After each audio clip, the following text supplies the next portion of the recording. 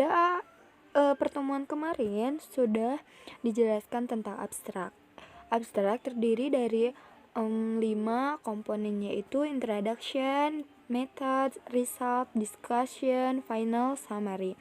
Nah, for example, di sini ada artikel yang berjudul Growth Rates Analysis of Porridge Corals from Nusa Penida, Bali.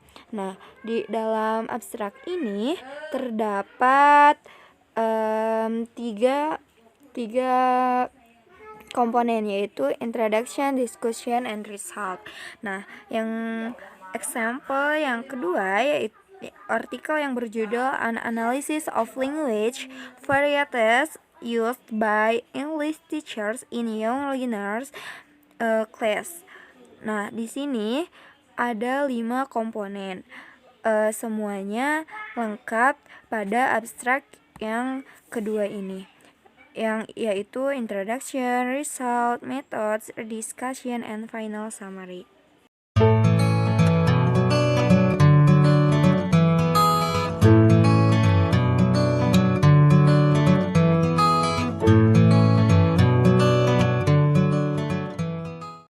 Halo, assalamualaikum, everyone.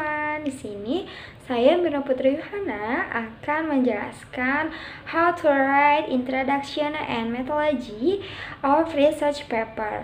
Nah, sebelumnya, apa sih tujuan introduction dalam research paper? Fungsi introduction of research paper adalah untuk menyediakan informasi latar belakang untuk pembaca tentang penelitian yang dijelaskan di makalah penelitian. Nah, apa saja konten yang ada dalam introduction? Menurut Davis 2001, konten yang ada dalam introduction yaitu yang pertama, presentation of research problem atau presentasi masalah penelitian.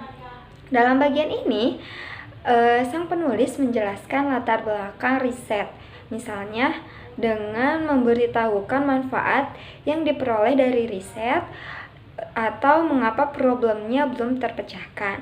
Yang kedua yaitu gap in the literature atau kesenjangan dalam literasi.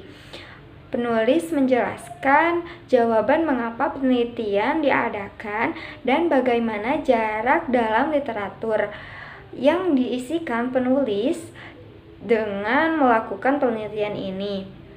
Nah, menurut Moini 2014 mendefinisikan kesenjangan sebagai pertanyaan atau problem yang belum pernah diulas atau dijawab dengan memadai atau sama sekali belum.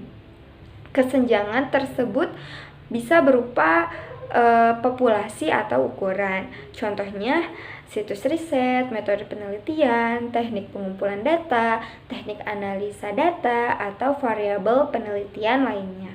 Nah, yang ketiga yaitu the purpose of research atau tujuan dari penelitian. Nah, di bagian ini, masalah penelitian dan percobaan untuk mengatasi masalah penelitian tidak harus pernyataan. Tetapi, paling sedikit penulis menyatakan secara tidak langsung agar berusaha untuk menemukan. Nah, banyak orang juga yang lebih suka meletakkan pernyataan tesis atau hipotesis di bagian ini.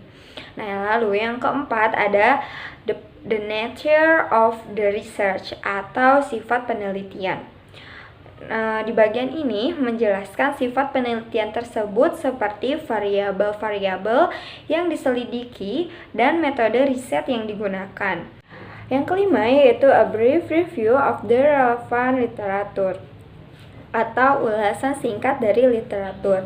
Bagian ini harus menjadi sintesis teori dengan referensi yang tepat dan kutipan. Singkatan-singkatan dapat digunakan di bagian ini jika kata-kata tersebut digunakan paling tidak 10 kali atau paling dikenal dalam bentuk singkatannya.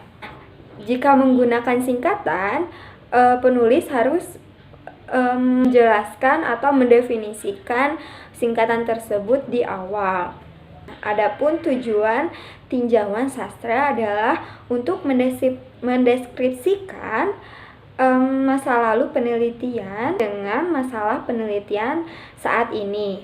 Itu hendaknya mencakup semua temuan yang relevan dari sumber-sumber yang kredibel seperti buku-buku akademis dan artikel jurnal yang diperiksa oleh para ahli. Nah, sentence apa sih yang digunakan di dalam introduction ini? Sentence yang digunakan dalam introduction ini yaitu simple present tense. Lalu ada cara menulis bagian pengantar, yaitu ada 2 cara dalam menulis introduction ini. Yang pertama yaitu menulis bagian pengantar ketika memulai menulis makalah penelitian. Nah, yang kedua yaitu di akhir. Jadi bagian awal menjadi bagian akhir atau introduction ditulis di akhir penelitian. For example, di sini ada sebuah artikel yang berjudul Growth Rates Analysis of Varieties Coral from Nusa Penida, Bali.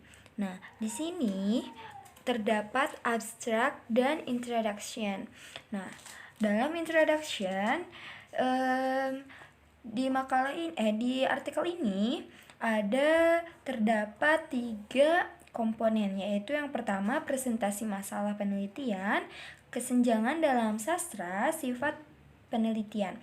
Nah, dari presentasi masalah penelitian yaitu dari Nusa Penida was established as a marine protected area sampai relation with some climatological index. Nah, yang kedua yaitu kesenjangan dalam sastra, yaitu dari Varieties is a common genus of coral with a worldwide distribution sampai carbonate deposit of the scattering during their growth. Nah, yang terakhir yaitu sifat penelitian dari long-term date histories of coral growth sampai the result were coral to SST. Nah, di sini tidak ada komponen yang lain, tapi tidak harus introduction itu 5 poin tersebut terdapat di introduction tersebut, tetapi bisa 3 atau 4 komponen saja. Di sini juga ada example yang lain. Di sini terdapat 2 example yang ada di dalam buku.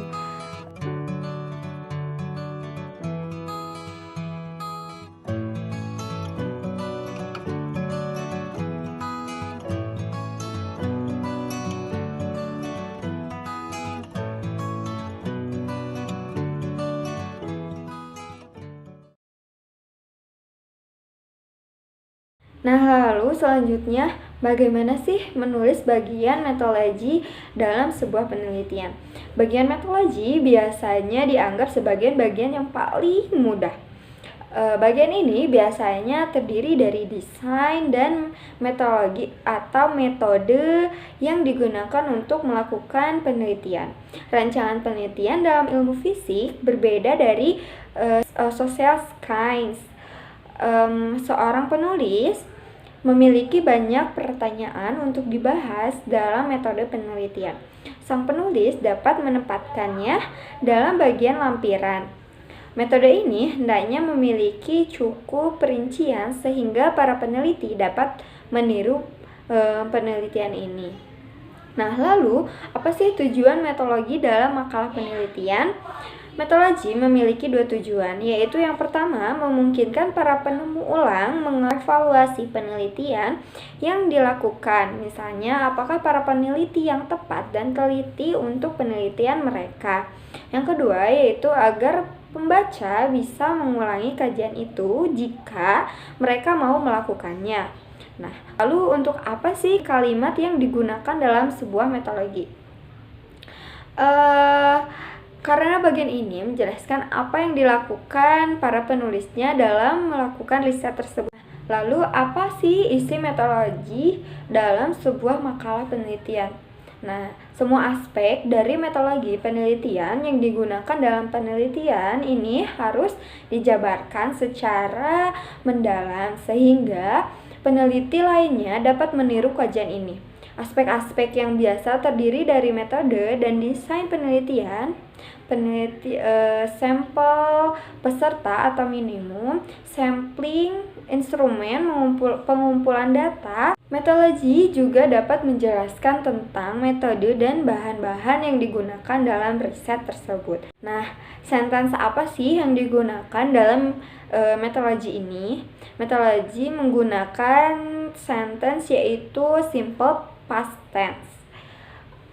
Nah, apa sih yang harus ada dalam metodologi ini? Yaitu 5W 1H. What, who, where, when, dan how.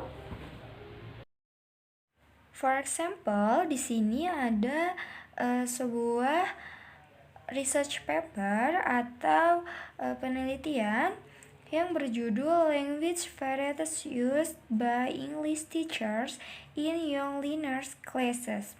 Nah, di sini ada 9 kata yang digunakan dalam judul ini. Nah, research paper ini menggunakan metode kualitatif. Nah, lalu apa saja yang ada di dalam research paper ini? Yaitu what atau apa. Jadi, apa sih yang dibahas dalam research paper ini secara singkat. Lalu ada how dan ada who atau siapa. Nah, dalam metodologi ini menggunakan tenses yaitu simple past tense. Lalu ini ada example yang lain yang ada di buku.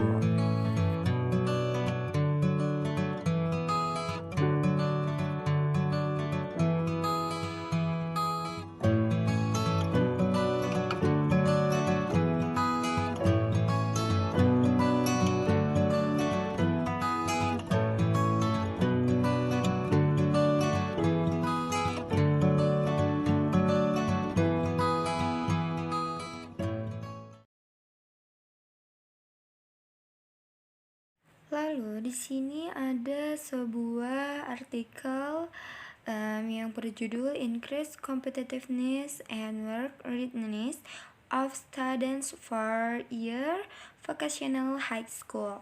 Nah, di sini ada bagian abstrak.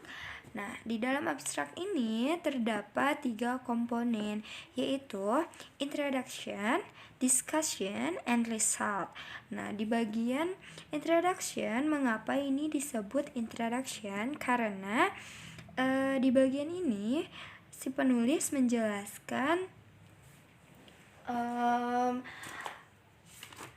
apa saja informasi yang melatar belakangi masalah yang akan diteliti. Nah, yang kedua ada discussion. Mengapa disebut discussion? Karena si penulis menuliskan interpretasinya sebagai penulis. Nah, yang terakhir adalah result atau hasil penelitian. Nah, lalu di dalam introduction ada 3 yang terdapat di dalam tulisan ini. Yang pertama yaitu presentasi masalah penelitian. Di bagian pertama ada presentasi masalah, yaitu menjelaskan mengapa problem ini belum terpecahkan. Lalu di paragraf yang kedua ada tujuan dari penelitian. Mengapa tulisan ini disebut tujuan dari penelitian? Karena isi dari ini adalah tujuan dari penelitian yang akan diteliti. Ada masalah dan percobaan untuk mengatasi masalah penelitian yang diteliti oleh peneliti. Nah, lalu yang terakhir ada kesenjangan dalam sastra, karena di bagian ini menjelaskan teknik atau teknik analisa data atau pengumpulan data yang dibuat oleh si penulis. Lalu di sini ada method. Di sini penulis menuliskan menggunakan simple past tense. Lalu ada apa saja yang ada di metode ini? Di sini ada what atau apa yang akan diteliti dari research paper ini. Lalu ada how atau bagaimana, dan yang terakhir when atau kapan. Sekian yang dapat saya sampaikan. Kurang dan lebihnya mohon dimaafkan karena saya masih dalam tahap belajar. Wassalamualaikum warahmatullahi wabarakatuh.